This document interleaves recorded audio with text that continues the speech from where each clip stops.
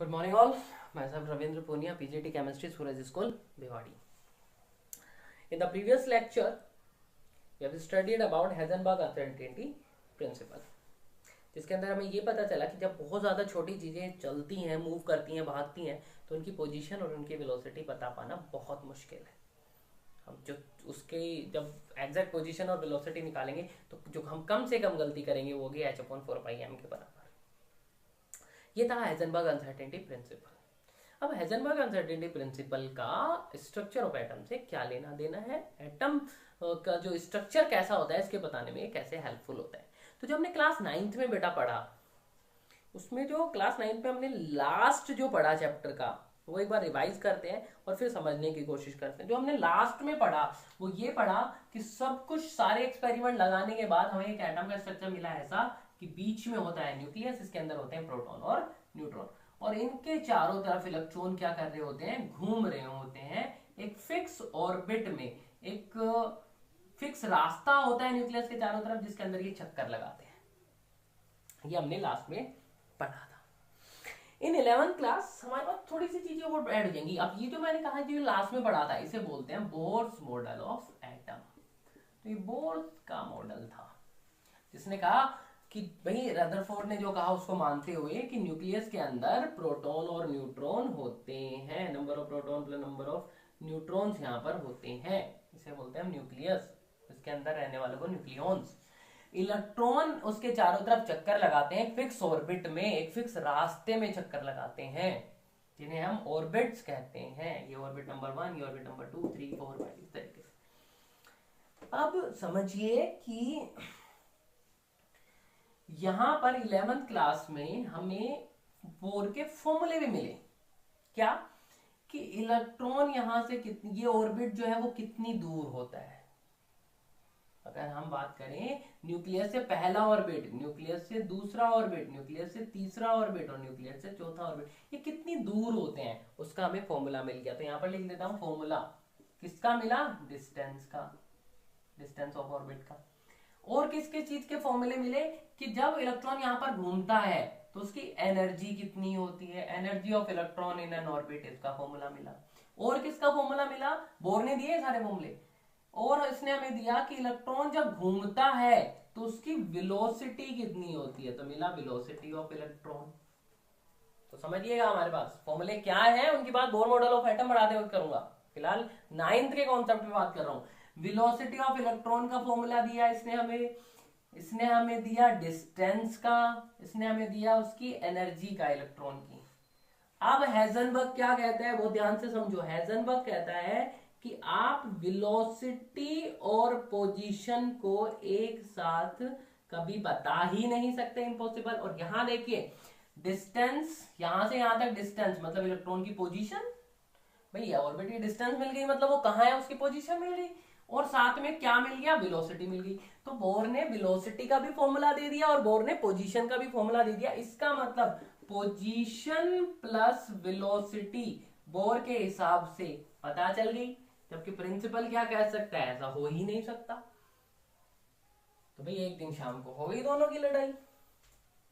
एक कह रहा है आप पता ही नहीं कर सकते, एक आपको फॉर्मूले दे रहा है, कीजिए आप वेलोसिटी पता कर लीजिए, फॉर्मूले में डालिए, आगे आंसर। आप एनर्जी पता कर लीजिए, आप डिस्टेंस पता कर लीजिए, आप पोजीशन पता कर लीजिए।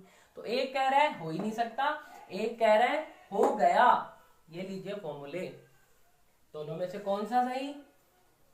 तो ये बात IUPAC के पास जाती है, जो इनका हेड है सबका, भी साइंटिस्ट आपस में लड़े ना, हम कमेटी ऑफ द साइंटिस्ट जो निर्णय लेगी उनके पास चले गए कि सर मैंने तो फॉर्मूले दे दिए और ये भाई साहब कह रहे हैं कि फॉर्मूला हो ही नहीं सकता, तो सॉल्यूशन कीजिए इसका।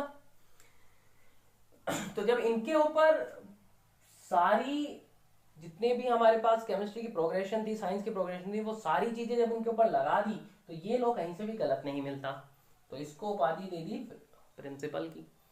जबकि इनके ऊपर अगर हम बात करें तो there is a lots of error in this.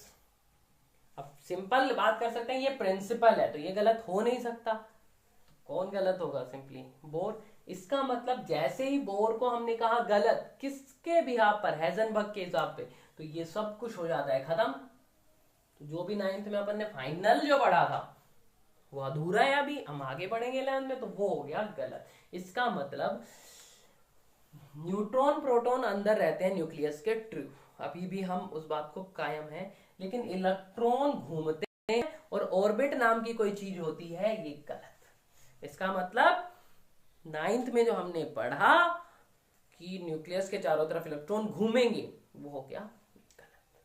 अब हमें ये नहीं पता इलेक्ट्रॉन कहां होते हैं, लेकिन हमें ये पता है कि इलेक्ट्रॉन न्यूक्लियस के चारों तरफ नहीं घूमते। सिंपल। क्यों? क्योंकि अगर हमने इलेक्ट्रॉन को चारों तरफ घुमा दिया तो प्रिंसिपल गलत हो जाएगा ना भाई। अब जब वो यहाँ घूमेगा तो आपको डिस्टेंस तो पता ही है कितनी दूर घूम रहा है, पोजीशन पता चल गई आपको एग्जैक्ट, ऐसा तो हो ही नहीं सकता, तो हाइजेनबर्ग गलत हो जाएगा। इसका मतलब इलेक्ट्रॉन तो यहाँ घूमते ही नहीं है। कहाँ घूमते हैं, कहाँ रहते हैं, वो क्वेश्चन मार्क है, अभी समझेंगे चैप्टर में आगे कहाँ रहते हैं, लेकिन वो घूमते नहीं है चारों तरफ, ये हो गया sure. This is the role of Heisenberg uncertainty principle in structure of atom, कि उसने बोर मॉडल ऑफ एटम की धज्जियां उड़ा दी, पूरा गलत प्रूव कर दिया उसको कि इलेक्ट्रॉन, जो हमें जनरली 6th 7th क्लास से 10th तक यही पढ़ाया जाता है कि electrons are revolving around the nucleus in the fix path, वो घूमते रहते हैं एक फिक्स पाथ में, चक्कर लगाते रहते हैं, उसको कर दिया इसने गलत कि नहीं, न्यूट्रॉन और प्रोटॉन न्यूक्लियस के अंदर होते हैं, ट्रू, लेकिन इलेक्ट्रॉन घूमते हैं, ये बात आपकी गलत है। तो this is the role of Heisenberg uncertainty principle in structure of atom. In next video आपको मैं ये बताऊंगा कि अगर इलेक्ट्रॉन यहां नहीं होते, यहां नहीं घूमते, तो कहां होते हैं, बैठे होते हैं कहीं पर, घूमते हैं या इधर उधर भागते हैं, कहाँ रहते हैं, पूरे दिन भर करते क्या है, कब उठते हैं, कब सोते हैं, कब जागते हैं, वो सारी बात हम इस चैप्टर में करेंगे। कि भी प्रोटॉन और न्यूट्रॉन तो फिक्स हैं, एक छोटी सी जगह में बंद कर रखा है उनको, वो एटम के बीच में होते हैं हमेशा, लेकिन ये जो इलेक्ट्रॉन हमने खुले छोड़ रखे हैं, फ्री छोड़ रखे हैं, ये कहाँ होते हैं, कहाँ जाते हैं, किससे मिलते हैं, क्या खाते हैं, वो सारी बातें हम इस स्ट्रक्चर ऑफ एटम के अंदर करेंगे with proof, because it's not an एसएस, इट्स अ साइंस।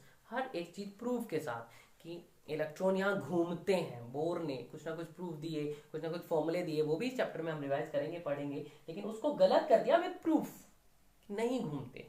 अब हम अगली बात करेंगे कि जी नहीं घूमते, तो चलिए ऐसा कर लेते हैं कि 4 एक जगह बैठते हैं, 5 एक जगह बैठते हैं, 4 ने एक जगह कहीं घर बना रखा है, 4 ने पीजी ले रखा है और 4 हॉस्टल में रहते हैं, तो उसका भी हमारे पास एक प्रूफ होना चाहिए कि ऐसा अगर आपने बोला का प्रूफ दीजिए। तो सारी बातें एक्सपेरिमेंटल प्रूफ से करेंगे कि ऐसा नहीं होता, ऐसा होता है, ऐसा होता है, और फिर जनरली स्टेप बाय स्टेप हम पहुंचेंगे कि एक्चुअल में स्ट्रक्चर ऑफ एटम होता कैसा है। तो पूरी हिस्ट्री है, जो हुआ वही है, कि इस साइंटिस्ट ने क्या कहा, इस साइंटिस्ट ने क्या किया, इसमें क्या गलतियां थी, इसमें क्या गलतियां थी, प्रूफ मिलते जाएंगे और हम स्ट्रक्चर ऑफ एटम को कैरी फॉरवर्ड करते जाएंगे। तो होप आपको हाइजेनबर्ग अनसर्टेनिटी प्रिंसिपल और उसका रोल स्ट्रक्चर ऑफ एटम में क्लियर हो गया होगा।